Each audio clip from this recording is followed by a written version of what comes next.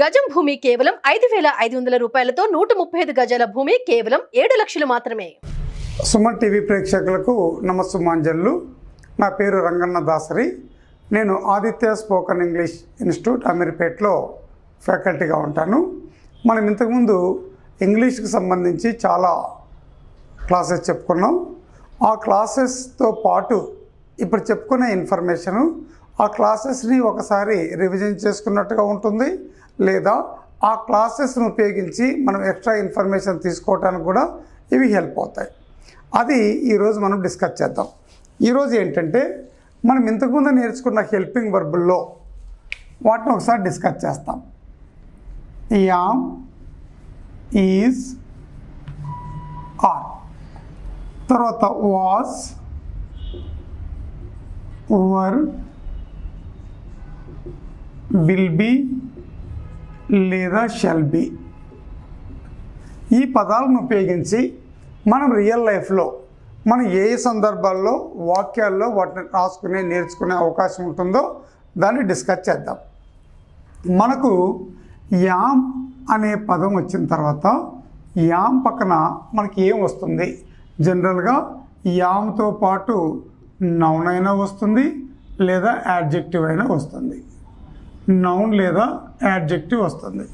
ఈ నౌన్ లేదా యాడ్జెక్టివ్ వచ్చినప్పుడు మనం మన యొక్క పొజిషన్ అంటే వ్యక్తులు లేదా వస్తువులు అంటే నౌను ప్రొనౌన్ యొక్క స్థానం ఏంటి, వాళ్ళ డిజిగ్నేషన్ ఏంటి, వాళ్ళు ఏ ప్రాంతంలో ఉన్నారు, ఎలా ఉన్నారో తెలుసుకోవటానికి ఉపయోగిస్తాం. ఈ యామ్ అన్న పదం పక్కన నౌను యాడ్జెక్టివ్ రావటం వలన మనం దాన్ని ఎలా ఉపయోగిస్తామంటే, suppose I am a doctor now. నేను ఇప్పుడు ఒక డాక్టర్ని. ఇక్కడ డాక్టర్ అన్నది నౌన్. నేను ఇప్పుడు ఒక వైద్యుడిగా ఉన్నాను అని వస్తుంది. తర్వాత అలాగే I am in Guntur now. I am in Guntur now. నేను ఇప్పుడు గుంటూరులో ఉన్నాను. ఇక్కడ గుంటూరు అన్నది కూడా నౌనే, లొకేషన్. ఇది డిజిగ్నేషన్ తెలుసుకోవటానికి, ఇది మన యొక్క లొకేషన్ గురించి చెప్పడానికి వాడతాం. తర్వాత I am active now. I am active now. నేను ఇప్పుడు హుషారుగా ఉన్నాను. నేను ఎలా ఉన్నానో చెప్పడానికి ఉపయోగిస్తాం కదా ఈ పదం. ఈ యాక్టివ్ అన్నది యాడ్జెక్టివ్. నేను ఇప్పుడు హుషారుగా ఉన్నాను. ఈ యామ్ అన్నది ఇంకా ఎక్కడొస్తుంది అన్నప్పుడు నాలుగవ usage I am teaching. I am teaching English now. I am teaching English now. అక్కడ యామ్తో పాటుగా మనకి ఇక్కడ ఇంగ్ ఫామ్ వచ్చింది, యాక్షన్ వర్బ్ వచ్చింది. అంటే V form, V4. Teach plus I N G is equal to teaching, action. ఇక్కడేమో మన యొక్క డిజిగ్నేషన్ చెప్పుకున్నాము, ఇక్కడ మనం ఏ ప్రాంతంలో ఉన్నామో లొకేషన్ చెప్పుకున్నాము, మనం ఎలా ఉన్నామో చెప్పడానికి వాడాం. అలాగే ఈ యామ్ అనే పదం పక్కన ఇంగ్ ఫామ్ రావటం వలన నేను ఈ పని చేస్తున్నాను అని అర్థం. I am teaching English now. నేను ఇప్పుడు ఇంగ్లీష్ బోధిస్తూ ఉన్నాను. ఇంకా ఎక్కడ వస్తుంది? I am appreciated. I am appreciated by students. I am appreciated by students every day. మనకి ఇక్కడ యామ్ తర్వాత అప్రిసియేటెడ్ అన్న వర్బ్ 3 వచ్చింది. ఈ పదాలన్నిటి పక్కన నౌను లేదా యాడ్జెక్టివ్ వస్తే అది మన యొక్క డిజిగ్నేషన్ అయినా అవ్వచ్చు, మనమున్న లొకేషన్ అవ్వచ్చు. ఈ పదాల పక్కన am, is, are, was, were, will be, shall be పక్కన ప్లేస్ వస్తే మనం ఆ లొకేషన్లో ఉన్నామని అర్థం. ఈ పదాల పక్కన యాడ్జెక్టివ్ వస్తే ఈ సబ్జెక్టులు I, we, you, they noun plural, he, she, it noun singular, నేను, మేము, నీవు, మీరు, అతను, ఆమె, వారు, అది అలాంటి సబ్జెక్టులు వచ్చినప్పుడు వాళ్ళని గురించి తెలుసుకోవడానికి వాడతాం. ఇక్కడ యామ్ పక్కన V4 వస్తే ప్రస్తుతం ఆ పని జరుగుతూ ఉన్నది అని అర్థం. అలాగే యామ్ పక్కన V3 వస్తే దీన్ని ఇంగ్లీష్ భాషలో ప్యాసివ్ వాయిస్ అంటారు. I am appreciated by students every day. నేను ప్రతిరోజు విద్యార్థుల చేత అభినందించబడతాను. అలాగా మనం ఈ హెల్పింగ్ వర్బుల పక్కన వచ్చే పదాలను బట్టి ఈ హెల్పింగ్ వర్బ్ యొక్క రూపం, వాటి యొక్క మీనింగ్ మారిపోతుంది. ఇప్పుడు మనము యామ్ గురించి డిస్కస్ చేసాం. అలాగే ఇప్పుడు ఈజ్ గురించి డిస్కస్ చేద్దాం. ఈజ్ గురించి, ఆర్ గురించి, వాజ్ గురించి, విల్ బీ, షల్ బీ అన్నీ డిస్కస్ చేద్దాం. ఇప్పుడు నేను ఈజ్ మీద రాస్తాను.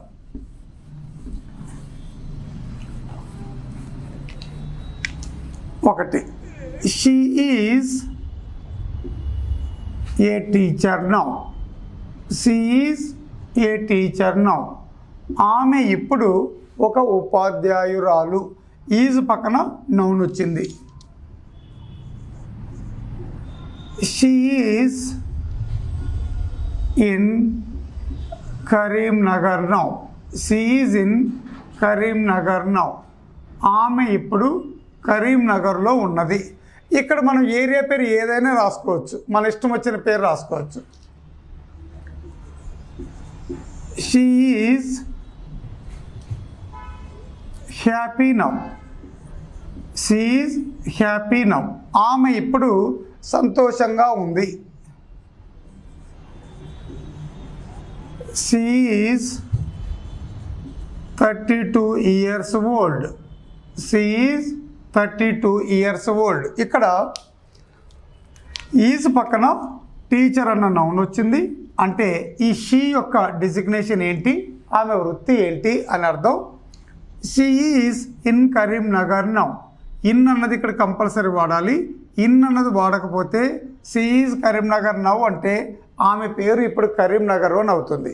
కాబట్టి she is in Karimnagar now అంటే ఆమె ఇప్పుడు కరీంనగర్లో ఉన్నది. ఇక్కడ కరీంనగర్ అన్నది కూడా ఒక ఏరియా పేరు, నౌన్. అంటే ఈమె యొక్క డిజిగ్నేషన్ అన్నప్పుడు teacher. She is in Karimnagar now. ఆమె ఇప్పుడు కరీంనగర్లో ఉన్నది. ఈమె ఎలా ఉన్నది? Happy now. ఆమె ఇప్పుడు ఆనందంగా ఉన్నది. She is happy now. She is 32 years old. ఆమె వయసు ఇప్పుడు 32 సంవత్సరాలు. ఇలాగా మనం ఇక్కడ ఈ సబ్జెక్టు అంటే వ్యక్తులు కానీ వస్తువులు కానీ వాళ్ళ యొక్క పొజిషన్ ఏంటి, వాళ్ళు ఉన్న ఏరియా ఏంటి, వాళ్ళు ఎలా ఉన్నారు, వాళ్ళ యొక్క ఏజ్ ఏంటి తెలుసుకోవడానికి మనం వాడతాం. ఇక్కడ ఈజ్ పక్కన ఇక్కడ నౌన్ వచ్చింది, ఇక్కడ నౌన్ వచ్చింది. ఇది యాడ్జెక్టివ్. ఇది కూడా 32 years old అన్నది కూడా నౌన్. తర్వాత ఈజ్ని మనం ఇంకా ఎక్కడ వాడతాం అనుకున్నప్పుడు she is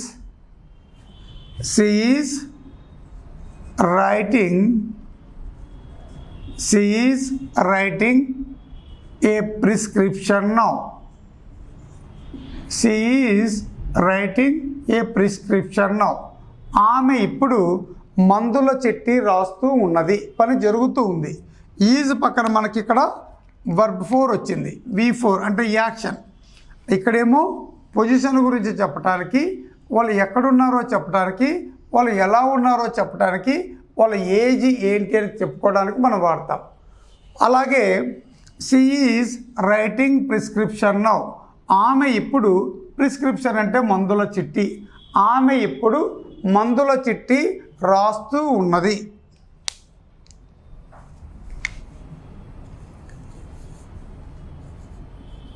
she is admired by the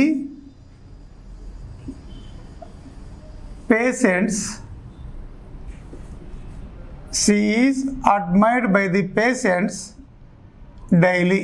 ఆమె ప్రతిరోజు రోగుల చేత ఆమె అడ్మైర్ చేయబడుతుంది అంటే పొగడబడుతుంది అన్నది మనకి ఇక్కడ రైటింగ్ అన్నది V4, అడ్మైర్డ్ అన్నది V3. ఈజ్ పక్కన మనకి ఎప్పుడైనా నౌన్ అయినా వస్తుంది, యాడ్జెక్టివ్ అయినా వస్తుంది, వస్తే V4 ఇంగ్ ఫామ్ వస్తుంది, ఇక్కడ వస్తే V3 యాక్షన్ ఫామ్ వస్తుంది. ఈ విధంగా మనము యామ్ ఈజ్ ఆర్ని ఎలా నేర్చుకోవాలో ఇప్పుడు మనం యామ్ నేర్చుకున్నాము, ఇప్పుడు ఈజ్ నేర్చుకున్నాము. మనకు తెలుసు, ఇవన్నీ తెలుసు. ఇవన్నీ కూడా పాజిటివ్ సెంటెన్సెస్, ఇవన్నీ పాజిటివ్ సెంటెన్సెస్ మనం ఆల్రెడీ ఇంతకుముందు నేర్చుకున్నాము. ఈ పాజిటివ్ సెంటెన్స్లో ఉన్న హెల్పింగ్ వర్బ్ పక్కన నాట్ రాస్తే she is not a teacher now అవుతుంది. ఆమె ఇప్పుడు ఒక టీచర్ కాదు అని వస్తుంది. ఆ ఈజ్ అన్నది ముందుకు వస్తే పాజిటివ్ క్వశ్చన్ అవుతుంది, ఈ షీ ఏ టీచర్ నౌ. ఈ నెగటివ్ సెంటెన్స్లో ఉన్న హెల్పింగ్ వర్బ్ ముందుకు వస్తే ఈ she not a teacher now. ఇలాగా మనం ఈ పదాలను ఉపయోగించి మళ్ళీ మనం 4 వాక్యాలు 6 వాక్యాలు రాసుకోవచ్చు. 1 positive sentence, 2 negative sentence, 3 positive question, 4 negative question. ఈ పాజిటివ్ క్వశ్చన్ ముందు WH పదాలు రాస్తే WH పాజిటివ్ క్వశ్చన్ అవుతుంది. ఈ నెగటివ్ క్వశ్చన్ ముందు WH వర్డ్స్ రాస్తే WH నెగటివ్ క్వశ్చన్ అవుతుంది. మనకి ఇంగ్లీష్ అంతా కూడా 6 వాక్యాలే ఉంటుంది. ఇది WHలో పాజిటివ్ క్వశ్చన్, 6వది WHలో నెగటివ్ క్వశ్చన్. మనం ఎవరితో ఎన్ని గంటలు ఇంటరాక్ట్ చేసినా, ఎన్ని గంటలు మనం డిస్కస్ చేసినా, మాట్లాడినా ఇంగ్లీష్ అంతా కూడా మన మధ్య జరిగే సంభాషణ అంతా కూడా ఈ 6 వాక్యాల్లోనే ఉంటుంది. ఈ పాజిటివ్ సెంటెన్స్ నెగిటివ్ సెంటెన్స్ అన్నది సమాధానాలు చెప్పడానికి, ఈ పాజిటివ్ క్వశ్చన్ నెగిటివ్ క్వశ్చన్ అన్నది సమాచారాన్ని కన్ఫర్మ్ చేసుకోవటానికి, ఈ WH క్వశ్చన్స్ అన్నది సమాచారాన్ని తెలుసుకోవటానికి, ఇన్ఫర్మేటివ్ క్వశ్చన్స్. ఈ విధంగా ఈ చిన్న సమాచారంతో మనం ఎన్ని వాక్యాలైనా తయారు చేసుకోవచ్చు. ఆ విధంగా మీరు స్వతహాగా ఈ క్లాసెస్ యొక్క సహాయంతో మీరు బాగా ఇంగ్లీష్ నేర్చుకోవాలని కోరుకుంటూ సెలవు.